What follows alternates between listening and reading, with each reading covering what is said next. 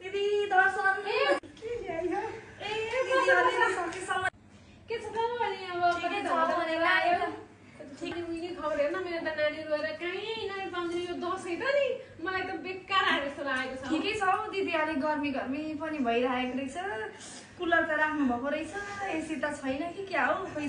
कपाल त काटिछु क्या हो भन्ने अलिअलि अस्ति काटेको तर हेर्नु न कति छिटो बढ्छ मेरो कपाल त अनि कति कहाँ कता कता भेर आयो मामालाई चाहिँ गएँ अनि तल घर गएर है अब यहाँ पेटमा के कुदिरहेको छ पेटमा त थरीका चिया कुदिरहेको छन् एउटा इलामको एउटा कताको एउटा दमकको 3-4 थरीका चिया कुदिरहेको छन् तपाईँको चाहिँ के छ के खानु त अब कुन खालको चिया बनाउनु अनि केही नखाऊ खासै भोक लागेको छैन गर्मी चाहिँ अत्याधिक भएको छ अनि के साह्रो आएको नि साह्रै धेरै गर्मी साह्रै अघि माइली चाहिँ कहाँ गइथ्यौ माइली त खोइ आउँछु त भन्दै थिए तर खोइ त्यसको के भयो दिदी खिच्नु न हेलो हजुर म भर्खर पुगेको भर्खर भिनाजु त खोइ देख्दिनँ यहाँ दिदी चाहिँ होइसिन्छ यस्तै कता हुनुहुन्थ्यो ओहो साली नानी कतिखेर आइपुग्यो बा म त हेर न सपिङमा गएको थिएँ तिम्रो दिदी दुब्लाएर हिजो 60 किलो थिए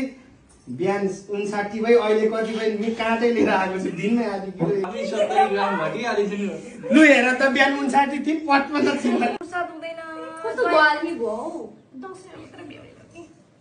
अनि दसैँमा त सबैतिर जानु पर्यो नि त वर्षमा एकचोटि त घुम्नु पर्यो नि त सबै आफन्तहरू न त भेटघाटै चिनाजानै हराइहाल्छ नि अनि दसैँमा त यसो जानु पर्यो नि त सबैतिर ए नानी बाबा गाडी लिएर भयो होला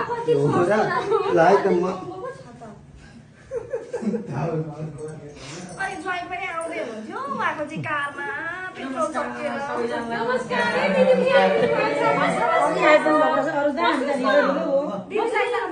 दिदीलाई त थोरै मान हुनु पर्ने थियो नि हौ नमस्कारले मात्रै काम चलायो ठिकै छ त ए बाबा मम्मी आइदिनु बाबा नमस्कार म गाई लिएर आउँछु है त अनि मिठो चिया खानुपर्छ ए चिया पनि कति खानु हौ खर खाएर आएका है चिया नखाने है खर खाएर आएका हामी त नआउलामा चिया जहाँ चिया भन्ने कुरा हुन्छ कति खानु चिया होइन नि चिया त खानु पर्छ होइन हामीलाई चाहिँ भयो हामीलाई चाहिँ नपकाउँ है कोसेली त ल्याइयो नि अलि राख्यौ चाहिँ चिया नखाउँ दुःख नगरौँ केही नखाउँ अब एकदम हतार हुन लागेको छ केही सन्चै धेरै बेर घुमेर गाह्रो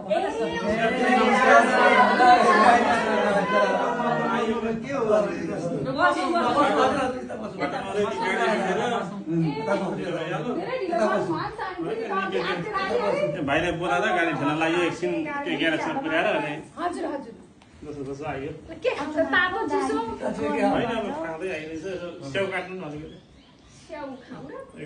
स्याउ पनि कति खानु हो खाँदा धेरै हुन्छ नखाउँ होला हौ ठिक्क पारिन् ल सबैजना भेला हुनुभएको छ चिया चाहिँ पकाउँछु नि त अब होइन गाई दुध जानु होला है गाडी लिएर जानुभएको छ त्यही त ए नानीको बा सकिन गाडी है आए लात्तीले हानेर कहाँ दियो त दुध एक पावर जति छ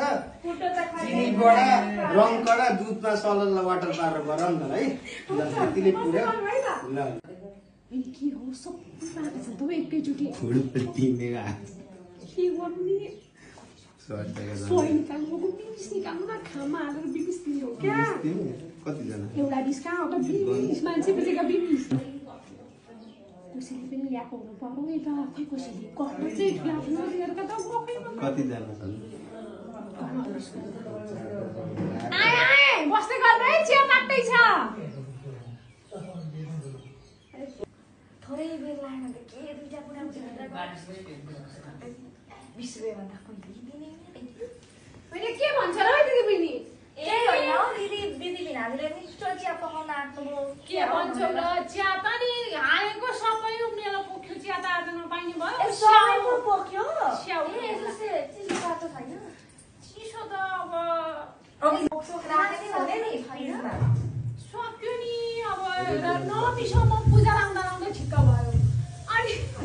अब एक दिन ल्याएको थियो त्यो अब बुढाबुढी यताउति पाहुना पाछो पछि खाएको दिन सबै सक्यो हेर अब आज छैन अब स्याउ काट्छु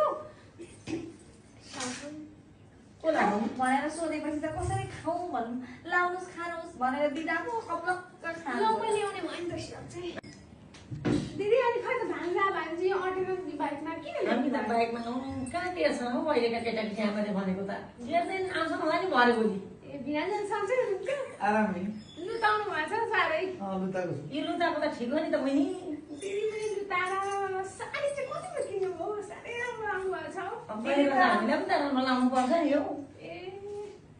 स्याउ खाइछ नखाउँ हो भने हामी त नखाउँ हो पहिला जस्तो जस्तो स्याउ चाहिँ होइन, खाउँ नखाउँ, स्याउ। कष्ट गर्नु छ है भान्जा भान्जी चाहिँ ल्याउनु भएको बाबु अहिलेका छोराछोरी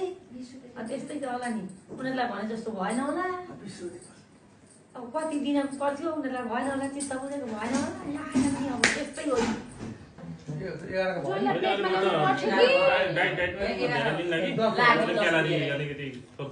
95 मात्र हुँदो रहेछ अब ठिकै छ प्लेटमा ल्याउनु पर्थ्यो होला अब मिस्टेक भयो माफ अब सबैलाई पुगेछ म पनि बस्नु पर्यो केही खाउँ जस्तो लाग्दैन क्या फेरि भात पनि रुच्दैन केही खाउँ जस्तो लाग्दैन अब 2-3 वटा